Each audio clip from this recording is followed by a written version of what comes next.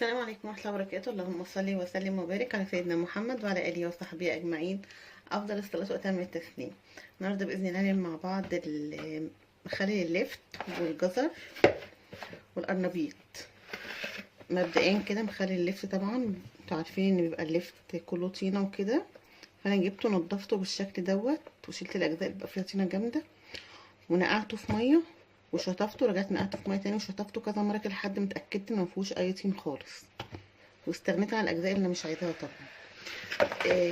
لسه هنقطعه مع بعض. القرنبيط بقى طبعا تقطيعه سهل مفيهوش حاجه، فانا قطعته مع نفسي كده سمر وعطيته رشه ملح عشان ينزل الميه اللي فيه عشان يتخلل في اسرع وقت. يعني انا بحب كده ايه.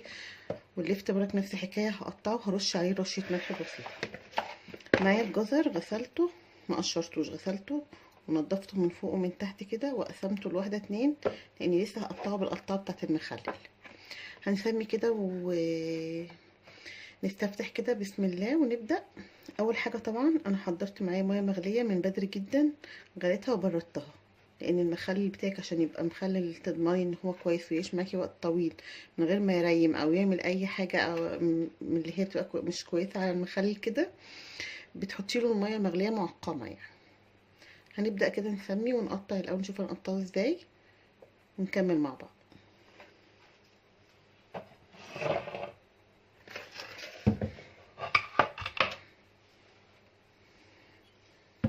بسم الله الرحمن الرحيم.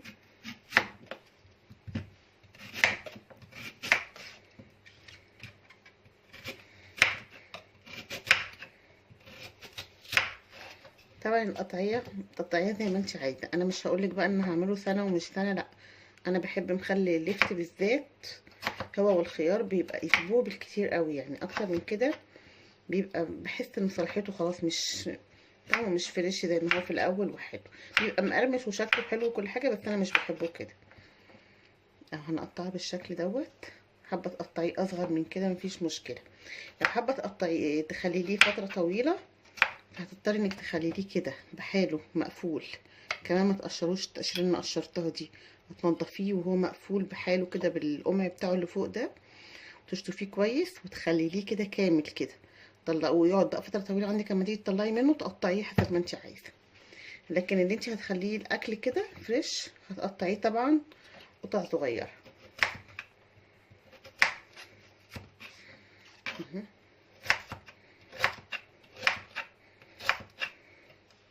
بالشكل ده كده. انا هخليه كله مشكل مع بعضه، فانا هوريكم قطعيه كل حاجه معاكم كده، وبعد كده هكمل طبعا تقطيع لوحدي.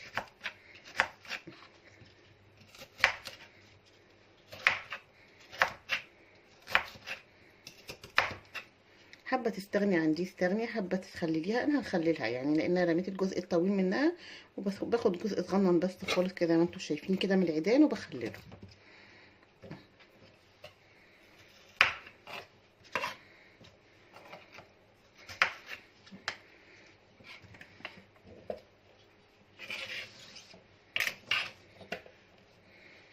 وادي الجزره اهي، انا قسمها اتنين عشان تبقى سهله عليا في التقطيع، قسمها اتنين بالسكينه العاديه خالص.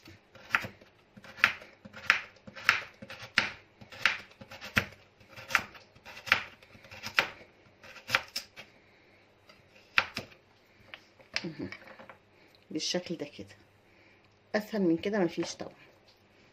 حابه تصغريها برضك هنصغرها كده على حسب انت تاخديها كده يا دوبك على بق واحد على قد الاكل، ما تقطميش منها وترجعيها الطبق تاني، ده يفضل يعني في تقطيع المخلل.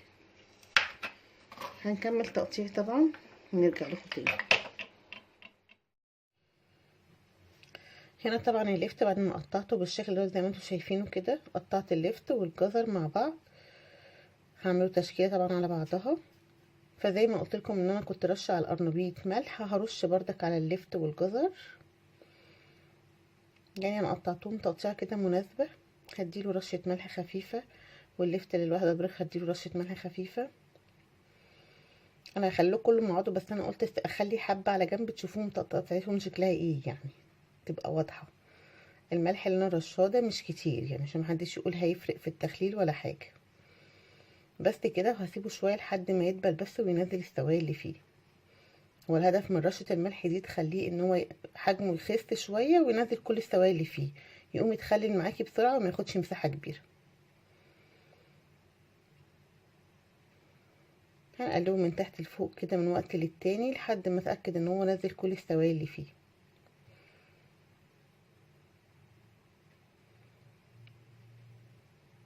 نسيبه على جنب بقى شوية كده لحد ما ايه ما ينزل السوائل اللي فيه ونيجي نكمله.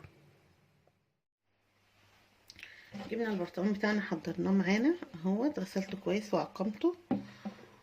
هنحط بقى فيه الميه اللي احنا غليناها وسيبناها تبرد.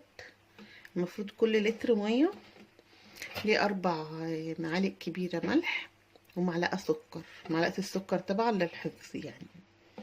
هنسمي كده ونبدا.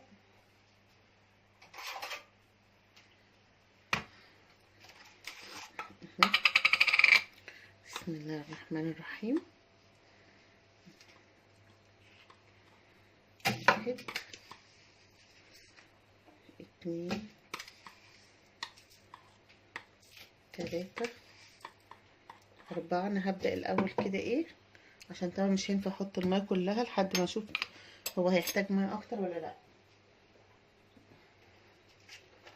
معايا لتر ميه. الميه انا غليتها وسبتها تبرد تماما، يعني هي دلوقتي كده بارده خالص اهي زي ميه الحنفيه.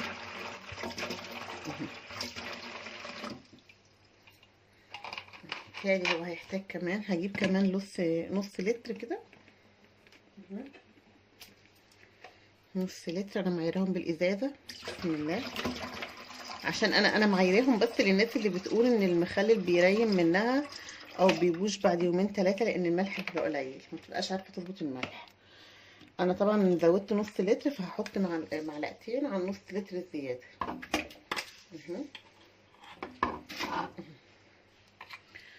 انا بقى هحط شطه. الشطه دي اختياري، يعني اللي مش حابب يحط شطه ما يحطش. تمام. هحط شطه حمراء مش فلفل اخضر يعني. عندي الشطه الحمراء السوداني دي بتخلي المخلل حلو يعني. بسم الله الرحمن الرحيم. حطيت نص معلقه بس. هنجيب السكر بتاعنا ونحطه.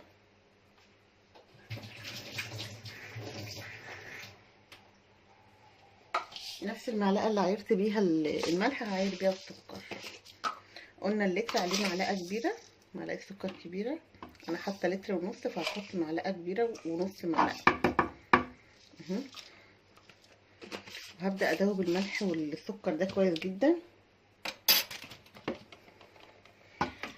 ما ينساش الذكر يا جماعه. سبحان الله وبحمده، سبحان الله العظيم، عدد خلقه ورضا نفسه وزنة عرشه ومداد كلماته. سبحان الله سبحان الله سبحان الله والحمد لله ولا اله الا الله والله اكبر ولا حول ولا قوه الا بالله العلي العظيم. كده دوبته تماما كده. اتاكد ان هو داب تماما عشان مش هعرف اقلب بعد ما احط المخلل طبعا.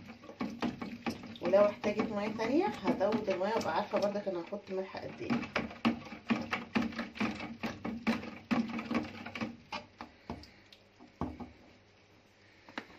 طبعا انا قلت لكم ان انا كنت حاطه القرنبيط ده مقطعاه ومتبلاه بالملح علشان يدبل كده وينزل الميه. انا لما هحطه هنا هوريكم الميه اللي نزلت منه. نفس الحكايه عملتها في الجزر واللفت. بسم الله الرحمن الرحيم. نحط من كل حاجه حبه كده عشان لما امد ايدي وعاوز اخد من حاجه الاقيه كله يعني بيطلع معايا. بسم الله. هتقولي انت كده طب ما كده ملحه زياده عشان انت تبلتيه هنا بملح. الملح اللي بيبقى عليه وهو متقطع ما بيبقى يعني ما بيبقاش ايساه. ممكن احط معلقتين 3 شويه يعني حبه صغيره كده وخلاص. انا بنزل الميه بتاعته منه يعني يدبل شويه. حاجه تانية ان الملح لما بيكون عالي انا بطلعه من يعني قبل ما ناكل منه بطلعه شويه في الطبق كده، بغسلهم غسله كويسه واحط عليهم ميه واسيبهم لحد ما نيجي ناكل. وهكذا بقى. انا هحط ايه؟ انا حبه قرنبيط وهرجع برضك احط حبه ميه تاني.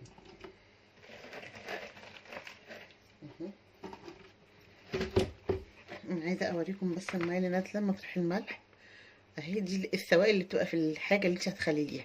لما تحط لها رشه الملح دي بتخليها تنزل الميه فيها، فبالتالي مش هياخد منك مساحه كبيره في البرطمان. هنكمل تعبيته ونرجع لكم تاني. ده كده خلاص انا عبيته معايا كده بالشكل ده اهو. ده المشكل.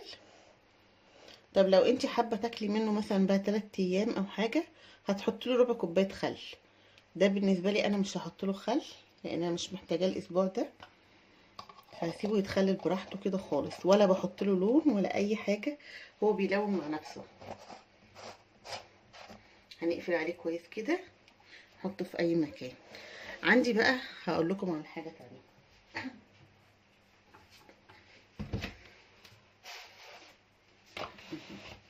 اما بيكون عندك مخلل، انا قلت لكم قبل كده يوم الكرنب لما كنت عامله المحشي ان انا حشيت الجزء الكرنبايه اللي بيبقى جوه في النص.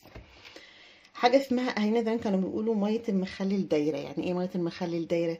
يعني عندك ميه مخلل نظيفه مطرح اللفت، ينفع تحطي فيها كرنب، ينفع تحطي فيها قرنبيط، بتستوي بسرعه. الميه قدامكم اهي، بسم الله ما شاء الله هي مريمه ولا اي حاجه، الميه زي الفل ولونها كده وردي حلو جميل كده اهي. دي كانت ميه لفت بتاعت الاسبوع اللي فات، حطيت فيها الكرنب وما شاء الله لون واستوى. هحط فيها بردك دولت الباقيين دول، حبه القرنبيط على حبه اللفت اللي فاضلين هحطهم عليهم. عبيته بالشكل ده زي ما انتم شايفين. طب الهدف ايه من الميه الدايره اللي انا قلت عليها او ميه المخلل اللي قبل كده ونضيفه عندك؟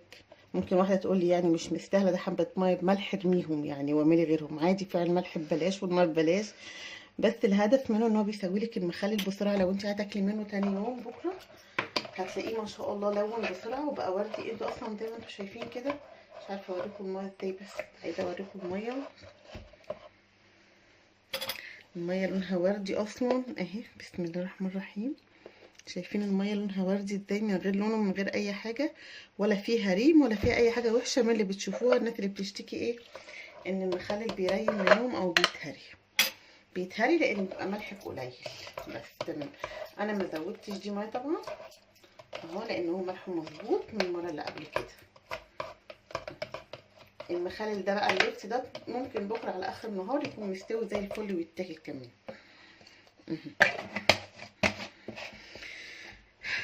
خلينا المخلل اللي بميه طازه فريش، وخلينا اللي بميه دايره زي اهالينا ما كانوا بيقولوا ميه المخلل الدايره، او زي ما بيقولوا بردك في المش بتاع الجبنه القديمه بيقولك المش يكون داير.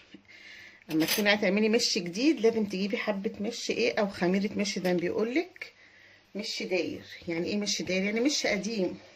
مش قديم هيديك الطعم بسرعه للجبنه ويسويها حلو. لكن لما نكون لسه عاملين مش جديد طازه لازم تقعدي على الاقل سنه على ما يدور معاكي. اما المخلل يعني هو مش هياخد 3 4 ايام ويبقى زي الفل، لكن ده هيتاكل تاني يوم زي ما انتم شايفين. انا ما حطيتهوش في ميه مش نظيفه يا جماعه، باكد على الكلام تاني عشان ما حدش يقول ايه حبه ملح وحبه ميه. لا، انا الهدف ان انا عايزه ناكل منه بعد بكره او بكره بالكثير قوي اهو. كرنب فيه زي الفل اهو، لا فيه اي حاجه مهريه ولا حاجه متاكله ولا حاجه، ملحه مظبوط ولا ريمه ولا هموشه ولا اي حاجه. ده كان الفيديو بتاعنا معاكم النهارده، فيديو بسيط وسهل عن مخلل اللفت والجزر والقرنبيط. ميعادنا معاكم الفيديو الجاي باذن الله، والسلام عليكم ورحمه الله وبركاته.